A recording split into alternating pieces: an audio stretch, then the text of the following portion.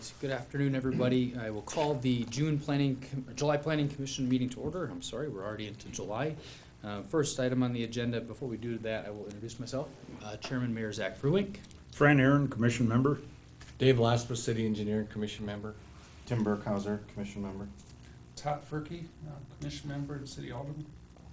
Beth Macias, I'm a veterinarian with Progressive Veterinary Services. Shane Burkhart, Commission Member. Adam Tagan, City Planner. All right, Tom Real, District 4 Alderman. all right. Thank you all for being here this evening. First item on our agenda is the approval of the report from the June 2nd Planning Commission meeting. Commissioners, I'd entertain a motion on that report. Make a motion. We refrain from reading the minutes. Okay, we have a motion. Is there a second Second. to approve? Any discussion on the minutes? Seeing none, we'll move into a vote. All in favor? Aye. Opposed? That passes. Okay, item 2, maps and plats received. Item A is Ron Bone CSM. The applicant is requesting a 3-lot CSM and reservation of public right-of-way for property located at the southwest corner of Washington Street and the 64th Street, and 64th Street, parcel 0700226B, as in Bravo, within the town of Grand Rapids. Approval is needed from the Planning Commission under the extraterritorial plat review statute. Commissioners, that is attached. Any comments on that? Adam, do you have any comments? The one somewhat unusual thing about this one is our official map does call for street dedication on Washington, I believe it is. And 64. And 64. This is on the very extreme east limits of what our official map covers, so the likelihood of it annexing anytime soon and or those streets needing that right away is very slim in the near future. So we are recommending that we accept the CSM as drafted, but with a requirement that basically puts on for a future reservation of right away rather than requiring the dedication now. At the time the street project were to happen, the dedication would occur then. So we're still getting the property we need, it just stays on the tax rolls up until that point. So with that stipulation in there, and I believe the language is on the submitted CSM, staff was in support. Is the reason for that, in case they ever get annexed, is that the idea? That they would conform then to the city? Is Exactly. that the idea? Yep, and Okay. under the reason they don't want to provide the property now is Grand Rapids has a 5-acre minimum for a certain type of zoning, so if they dedicate that, it actually puts them under that, so they're just trying to keep in conformance with Grand Rapids.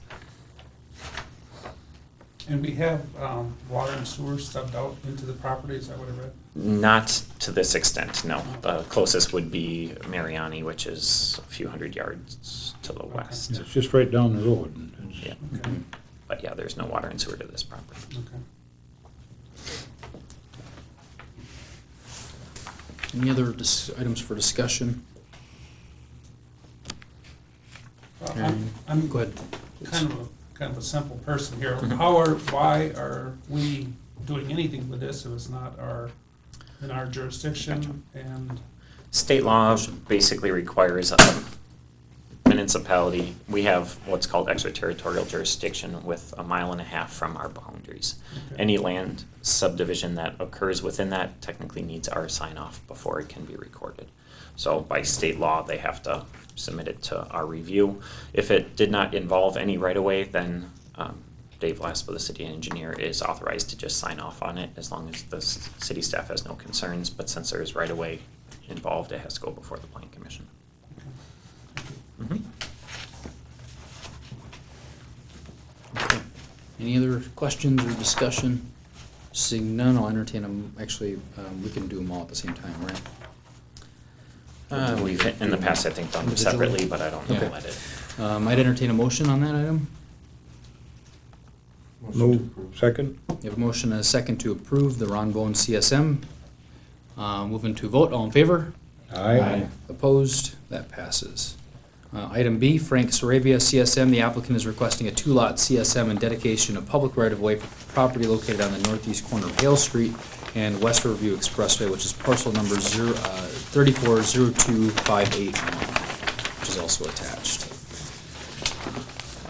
This is Sophia's Restaurant and the vacant property that is to to the north-ish of the property. It's currently one parcel. The applicant is proposing to split it into two. Again, normally this wouldn't come before the commission, but our official map shows additional right-of-way needed on West Riverview Expressway. I believe it's 12 feet, Yeah. Dave? 12 feet of additional dedication. So as a result, that's why it's coming before the commission for approval. So staff, assuming that they dedicate the required 12 feet of right-of-way, is in support of the CSM as well. Well, obviously, they plan on building something there. I don't believe they have anything in mind at this point, but yes, this would make it into, instead of one lot that has a building on it, it would make it into one vacant The reason I buildable ask lot. that is then, is there the parking requirements come into play here? They would have to provide on-street parking for anything that was built on Lot 1. The Lot 2 will still have sufficient parking to meet the parking requirements. On-street parking for Lot 1? Off-street, I'm sorry.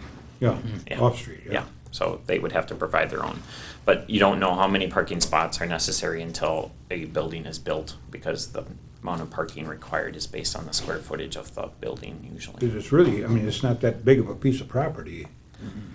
By the No. time you build a Half acre. building on it, and is there gonna be ample parking then for, Is this where where they had a greenhouse Yeah. or Right. something selling? That would be the out there? greenhouse. Okay. Yeah. Yeah, and that's what they would have to consider when they were developing that property. They'd have to make it in such a way that, usually the parking requirements, going off my memory here, is about one spot per 300 square feet of floor area. So if you do a 5,000 square foot restaurant, you're looking at 15 parking spots approximately, which Mhm. usually, even on a half acre spot, you can probably pull that off.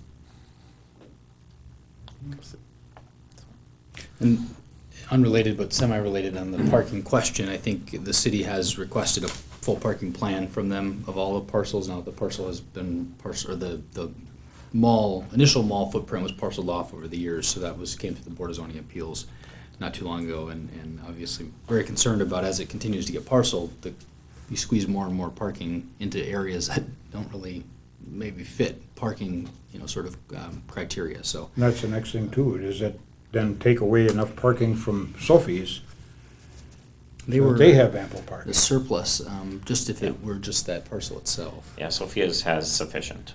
They do have Even with the without split, that, huh? yep. Okay. They actually are Well, that way was in the only excess. question I had. One of the few ones out there at the mall that Well- has way too much parking. Okay, all right. Or the basics. I want to say they have like 60 parking spaces and the required 20. Oh, Yeah, I mean, again, just going off my memory, but Fine. I think it's somewhere in that range. Other questions on that? as far as the city's concerned, is any reason not to? Well, ideally, by doing this, you allow an additional business to be built there Yeah, I and understand. occupied. But there's So no downside that you can. as long as they dedicate the amount of right-of-way and they can continue to meet parking requirements, Mhm, okay. which are requirements of the ordinance. So from that perspective, no, there's not a downside. I can't tell you that there won't be a downside Yeah. depending on what happens out there in the Well, future, that's, I but guess a concern, that's for sure. on paper, there is no downside. Well, and the triangular piece, as you can see, could have conceivably 3 owners, and that could create challenges for parking and Yeah, the yeah. configuration and navigation of that space long-term. So that would be the other potential downside I'd see by having that many owners and access. Thankfully, off of Hale, there's adequate access from there. Well, on this map also, it shows Hale Street only going in about a half a block, and then Hale Street vacated. Right, that occurred, how long ago? 10 years at least. 10 years ago, there was a proposed project that was going to need that right-of-way, so it was vacated at that time. We would have asked for it back as part of the CSM, but it is under different ownership than Sophia's. The previous mall owner actually retained ownership of that So Hale this- Street. Does Frank owns Sophie's, is that it? He owns the He owns property. all that property, yeah. But he does not own the property of the former Hale Street. Yeah, around this, and this, Right. okay. So that's why we cannot require that dedication at this time. Well, in that area with the, I don't know, I'll call it the 8,002 listed above, I mean, we're not gonna have an issue with parking in that area, correct? That's the car wash area, gas station area, so Yeah, that had, I mean, technically, I think they're required like 2 parking spots, so and there's, shouldn't be a problem I think there. there's at least a dozen along that back Yep. section along Hale, so, yeah. Right, Again, if then- that use were to change, then they would Right. have to Right. modify their parking as Right. necessary. Why is that called option 2? They had submitted a different one They had before? previously, yeah. It didn't come before you, they were just making sure that I both see, complied. okay, all right. This is the one they decided to pursue at this time. Okay.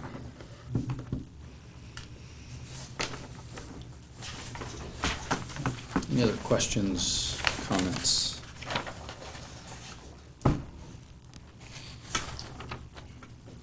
Hearing none, I'd entertain a motion on that request. A motion to approve it. Shane, you've got a motion to approve. Is there a second? I'll second it. A motion and a second. Any further discussion? Seeing none, I'll move into a vote. All in favor? Aye. Opposed? That passes.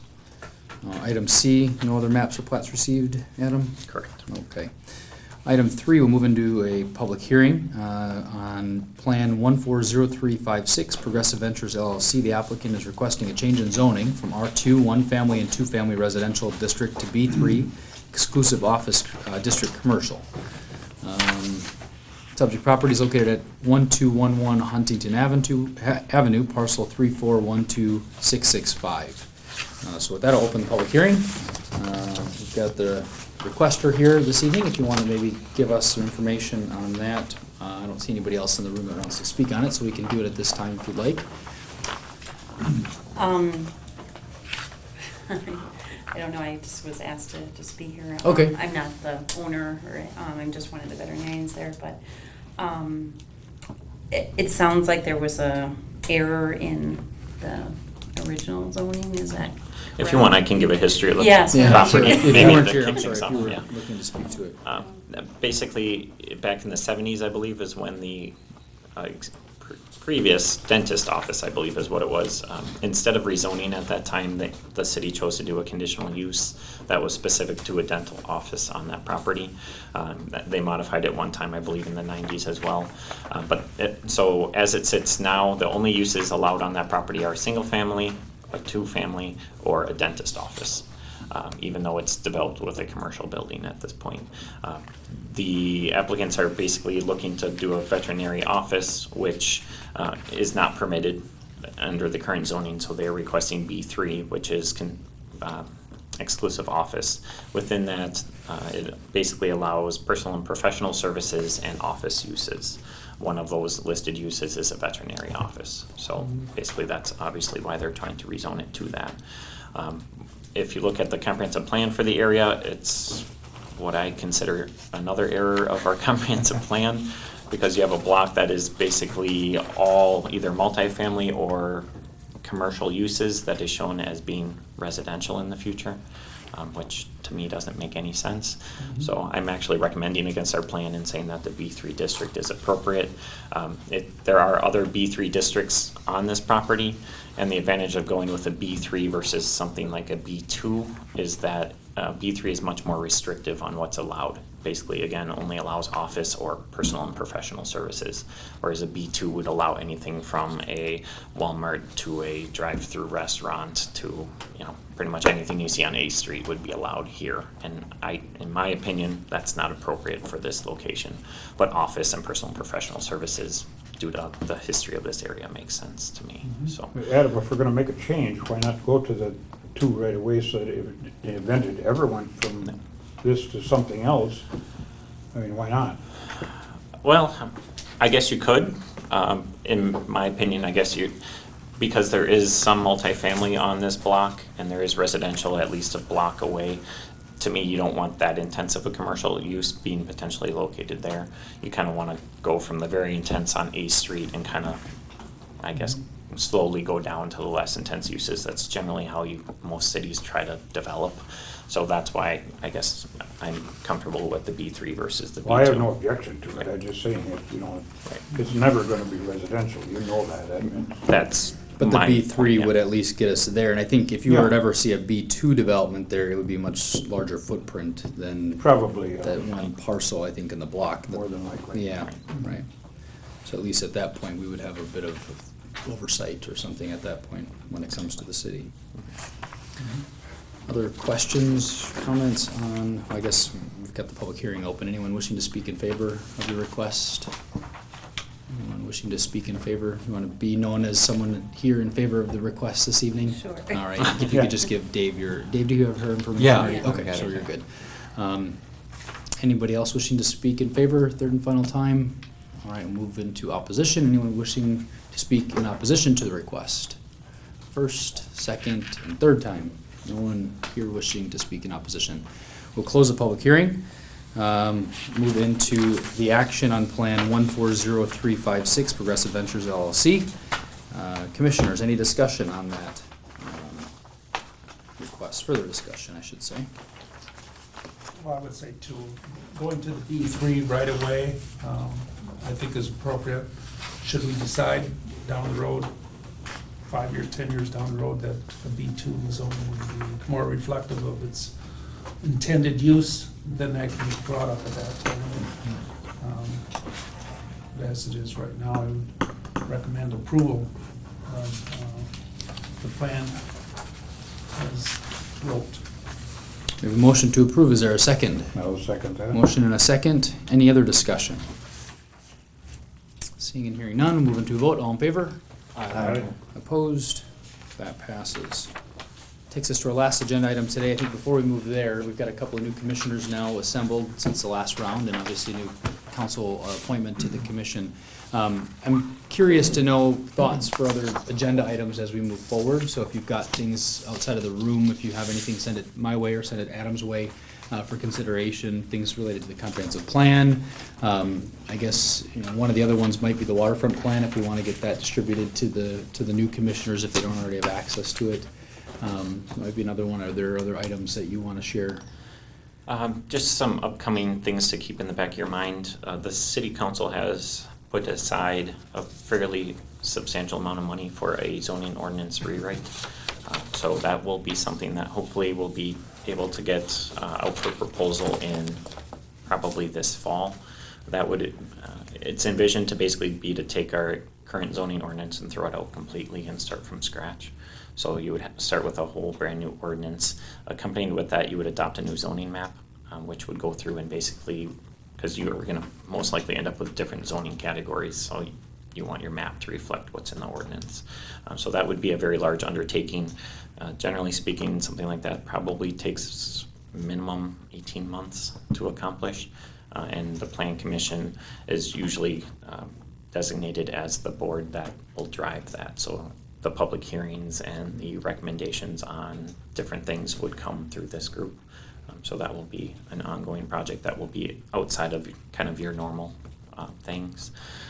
We do have the waterfront plan, which was adopted somewhat recently. I don't really foresee any changes necessary on that particular plan at this point. And then we do have our comprehensive plan, which is that overreaching plan that covers the entire city, not just the downtown waterfront. That was adopted in 2010. It was, in my opinion, thrown together last minute, and there are some errors and things like that in there that I would like to get cleaned up as well. It's kind of a chicken or the egg thing on whether or not you do the plan first or the zoning, or adopt the zoning and then have the plan better reflect what your new zoning ordinance has in there. And I guess the way I'm pursuing it is the update to the plan is something I can probably handle in-house with my own services versus having to contract that out. So we may be doing some of that at the same time. But so unfortunately, errors like the one tonight aren't that unusual on that plan. There's a lot of development areas that they just went with the existing use versus looking ahead to what it should be. Vacant commercial or vacant residential lots, for example, that are shown as being agricultural in the future. Well, if you have water and sewer to them and they're part of a platted subdivision, why would you go back to agriculture? So there's some those type of errors as well. But those are relatively minor and could probably just be cleaned up over a couple months, just utilizing this group for recommendations. So that's just a couple things to consider, I guess, with the new commission, some projects that may be coming forward outside of your normal course of the rezonings and the conditional uses. So Well, and that would put us in a better position to be more proactive with the plan, so people aren't coming to us with requests from agriculture to Right, exactly. residential or to whatever Yeah. the case may be. Yeah, I mean, this piece of property is a perfect example. If you update the zoning ordinance, why would you keep it residential? You'd probably rezone it at that time when you're adopting that new map to a more appropriate commercial district, so that people who want to develop a business don't have to go through that hurdle, so. But you're talking about rezoning existing properties with buildings on them and owners in them, and whatever. Potentially, yeah. So, I mean, if you're changing the zoning, Mhm. if there's an existing business in there or whatever, a different, or an existing residential area, they would be grandfathered until it's sold, or? Yes, generally speaking, yeah. So if you did have a residential use, let's say that the city decides is more appropriate under a commercial district, that doesn't kick out the residential person. They basically then become grandfathered, and then if that building were to be destroyed in a fire, let's say, completely, then upon rebuilding, it would have to go to that commercial use. Or if it's a vacant property, they wouldn't be able to build as residential, they would have to build as commercial. Usually what happens is if you're most times the zonings are going parallel, so if it's an existing commercial, you may have a new commercial district, so technically their name changes, but really the underlying uses don't change all that much. So that'll be 99% of them. And then you'll have that 1% where you're actually making substantive changes, and those are usually the ones you try to reach out to and let them know the process and explain what exactly is happening. So it's a very involved process. I've had to get through this a couple times at a previous job. Is that done in-house with city resources or a consultant? That one, a consultant would be hired to develop for sure at least the text of the document. And then normally you'll have multiple drafts that would come before this board, and then you guys would give the direction. Obviously, I would be the staff person doing the day-to-day interaction, but ultimately, really, the vision should be coming from this group versus my personal fiefdom. So, obviously, that's usually how it will work. Okay. And I think there's, with the B2 and some of those other commercial districts, with a lot of undeveloped or vacant property in the city, having a use that we can kind of support long-term if it's going to redevelop, that it just gets done so in a way that isn't with yesterday's zoning and yesterday's code. And I think that's the kind of turning point or crossroads really where the city's at with a lot of redevelopment opportunities is, you know, when you have vacant car dealerships or vacant, whatever they might be, what do you want them to be redeveloped as and to what extent? So.